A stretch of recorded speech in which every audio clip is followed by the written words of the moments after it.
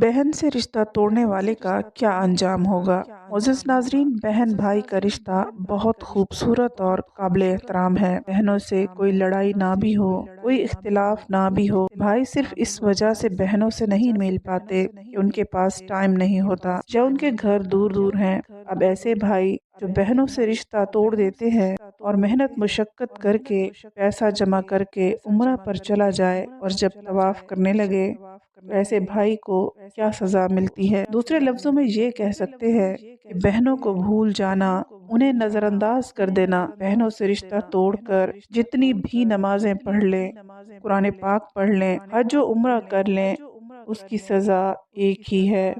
وہ سزا کیا ہے؟ بسم اللہ الرحمن الرحیم۔ ایک بزرگ فرماتے ہیں کہ ایک نیک اور صالح اجمی شخص میرا دوست تھا۔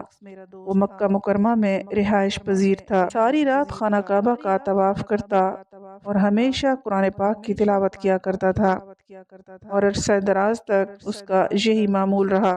میں نے اسے کچھ سونا بطور امانت دیا اور خود یمن چلا گیا۔ جب میں واپس لوٹ آیا تو وہ شخص مر چکا تھا۔ میں نے اس کی اولاد سے اپنی امانت کے متعلق دریافت کیا تو انہوں نے جواب دیا، اللہ عز و جل کی قسم، تم جو کہتے ہو ہمیں اس کی کچھ خبر نہیں اور نہ ہی ہمیں اس امانت کے بارے میں کچھ علم ہے۔ مجھے اس بات پر بہت دکھ ہوا۔ خیر میری ملاقات حضرت مالک بن دینا رحمت اللہ علیہ سے ہوئی تو آپ نے مجھ سے دریافت کیا کہ اے میرے بھائی، تمہیں کیا پریشانی ہے؟ میں نے سارا ماجرا کہہ سنایا تو انہوں نے کہا کہ جمعہ کو آدھی رات کے وقت جب طواف کی جگہ میں کوئی نہ ہو تو تم رکن یمانی اور مقام ابراہیم کے درمیان کھڑے ہو کر بآواز بلند پکارنا، اے فلاں شخص، تو اگر واقعی اللہ عز و جل کا مقبول بندہ ہے تو اس کی روح تجھ سے کلام کرے گی، اس لیے کہ ارواح مومنین رکن اور مقام کے درمیان جمع ہوتی ہیں۔ وہ بزرگ فرماتے ہیں کہ جمعہ کی رات آئی تو میں نے آدھی رات کے وقت رکن اور مقام کے درمیان کھڑے ہو کر بلند آواز سے پکارا، اے فلاں، لیکن کسی نے مجھ سے کلام نہیں کیا۔ جب صبح ہوئی تو میں نے سیدنا مالک بن دینا کو بتایا تو آپ نے فرمایا وہ اجمی شخص جہنمی تھا، لیکن تم ایسا کرو کہ یمن چلے جاؤ، وہاں ایک کنواں ہے جس کا نام بیر بربوت ہے۔ اس کنویں میں عذاب جانے والی روحیں جمع ہوتی ہیں اور وہ کنواں جہنم کے منہ پر ہے۔ تو آدھی رات کے وقت کنویں کے کنارے کھڑے ہو کر یوں ندا کرنا، اے فلاں کی روح، تو اس کی روح تجھ سے کلام کرے گی۔ یمن پہنچنے کے بعد میں اس کنویں کے قریب جا کر بیٹھ گیا۔ آدھی رات کے وقت میں نے دیکھا کہ دو لوگوں کو لا کر اس کنویں میں اتارا گیا۔ دونوں رو رہے تھے۔ ایک نے دوسرے سے پوچھا، تم کون ہو؟ دوسرے نے جواب دیا، میں ایک ظالم شخص کی روح ہوں جو دنیا میں بادشاہ کا پہرے دار تھا اور حرام کھاتا تھا۔ ملک الموت نے مجھے اس کنویں میں پھینک دیا اور اب مجھے اس میں عذاب دیا جائے گا۔ دوسری نے جواب دیا، میں عبد الملک بن مروان کی روح ہوں جو نافرمان اور ظالم شخص تھا۔ اب مجھے اس کنویں میں عذاب دینے کے لیے لایا گیا ہے۔ جب میں نے ان دونوں کی چیخ و پکار سنی تو گھبراہٹ کی شدت سے میرے بدن کے رونگٹے کھڑے ہو گئے۔ پھر میں نے اس کنویں میں جھانک کر بآواز بلند پکارا، اے فلاں، تو اس شخص کی آواز آئی، لبیک، یعنی میں موجود ہوں، اور وہ اس حالت میں تھا کہ اسے عذاب دیتے ہوئے مارا پیٹا جا رہا تھا۔ میں نے اس سے پوچھا، اے میرے بھائی، وہ امانت کہاں ہے جو میں نے تیرے پاس رکھوائی تھی؟ اس نے کہا کہ وہ امانت فلاں جگہ فلاں زینے کے نیچے مدفون ہے۔ پھر میں نے پوچھا، اے میرے بھائی، کس گناہ کے سبب تجھے بدبختوں کے مقام پر لایا گیا؟ اس نے جواب دیا، میری بہن کے سبب، اس لیے کہ میری ایک بہن مجھ سے دور سرزمین عجم میں رہتی تھی۔ میں اس کی پرواہ کیے بغیر اللہ عز و جل کی عبادت میں مشغول ہو گیا اور مکہ مکرمہ میں رہنے لگا، اور اس مدت میں نہ مجھے اس کی کوئی فکر ہوئی اور نہ میں نے وہاں سے آنے والوں سے اس کے متعلق کچھ پوچھا۔ جب میں مر گیا تو اللہ عز و جل نے اسی بات پر میری پکڑ فرمائی اور مجھ سے فرمایا، تو اس کو کیسے بھول گیا؟ اس کے کپڑے نہیں تھے اور تو کپڑے پہنے ہوئے زندگی گزار رہا تھا۔ وہ بھوکی رہتی تھی، سیر ہو کر کھانا کھاتا، وہ پیاسی رہتی، تو سیر ہو کر پیتا۔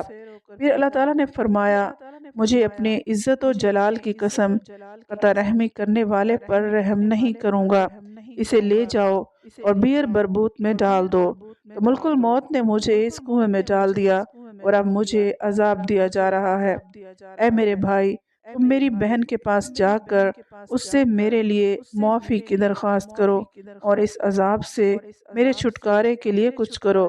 ممکن ہے اللہ عزوجل میرے حال پر رحم فرمائے، کیونکہ اللہ عزوجل کے ہاں قطع رحمی کے علاوہ میرا اور کوئی گناہ نہیں ہے۔ بزرگ فرماتے ہیں، میں پہلے اس جگہ گیا جہاں امانت مدفون تھی، اسے کھودا تو اس میں ایک تھیلی نکلی جس میں میری امانت موجود تھی، وہ اسی حالت میں تھی جیسی میں نے اپنے ہاتھ سے باندھی تھی۔ پھر میں اپنی امانت لے کر عجم کے شہر چلا گیا، وہاں جا کر اس کی بہن کے متعلق لوگوں سے معلومات حاصل کی۔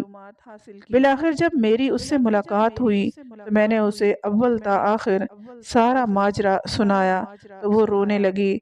پھر جب میں نے اس سے چھٹکارے کے لیے کہا تو وہ اللہ تعالیٰ کی بارگاہ میں محتاجی کی شکایت کرنے لگی۔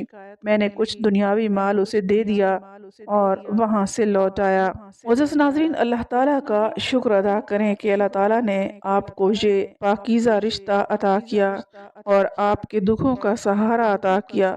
بہن اگر آپ سے عمر میں بڑی ہے تو وہ ماں کے روپ میں ہے، اس کا ادب و احترام قریب قریب اسی انداز میں ہونا چاہیے جیسا کہ حدیث سے معلوم ہوتا ہے کہ اگر چھوٹی بہن ہو تو بھائی کو اس کا خیال ایسے رکھنا چاہیے جس طرح ایک باپ اپنی بیٹی کا رکھتا ہے۔ بس ہر مسلمان کو چاہیے کہ صلہ رحمی اختیار کرے۔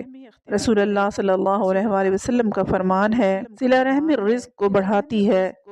صلہ رحمی عرش سے لٹکی ہوئی اللہ عزوجل کی بارگاہ میں التجا کرتی ہے، اے اللہ تو اسے ملا جو مجھے ملائے اور تو اسے کاٹ جو مجھے کاٹے۔ تو اللہ تعالیٰ فرماتا ہے، مجھے اپنے عزت و جلال کی قسم، میں ضرور اس کو ملاؤں گا جو تجھے ملائے گا اور ضرور اسے قطع کروں گا جو تجھے قطع کرے گا۔ رشتہ داروں کے ساتھ حسن سلوک سے رہنے کو صلہ رحمی یعنی قرابت داری کہتے ہیں۔ رشتہ داری کی اولین بنیاد والدین ہیں، انہی کے ذریعے تمام رشتہ داریاں قائم ہوتی ہیں۔ بہن بھائی کا رشتہ انہی کے دم سے ہے۔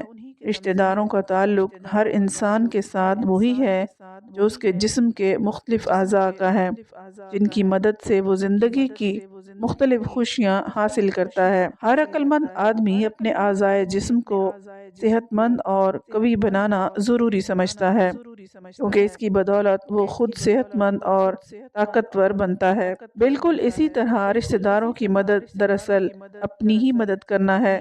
ہر مسلمان کافر پر فرض ہے کہ وہ اپنی حیثیت کے مطابق اپنے قریبی رشتہ داروں کی مدد کرے۔ سورہ بنی اسرائیل میں اللہ تعالیٰ فرماتا ہے، قرابت داروں کو اس کا حق دو۔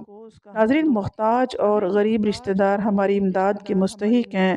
اکثر دیکھا گیا ہے کہ ایک بھائی کو دنیا کی تمام آسائشیں میسر ہیں، دوسرا بھائی کوڑی کوڑی کا محتاج ہے، لیکن امیر بھائی اپنے غریب بھائی سے بے نیاز اور لاپرواہ ہے۔ ایسا طرز عمل صلہ رحمی کے اسلامی اصول کی صریح خلاف ورزی ہے۔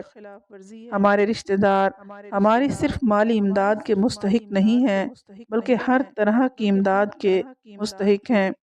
ہمیں ان کی اخلاقی مدد بھی کرنی چاہیے، اگر پریشان ہوں تو ان کی ہمت بڑھانی چاہیے، بیمار ہوں تو ان کی عیادت کرنی چاہیے، ان کی خوشی اور غمی میں شریک ہونا چاہیے، اگر وہ غلط راہ پر چل رہے ہوں تو انہیں سمجھانا چاہیے۔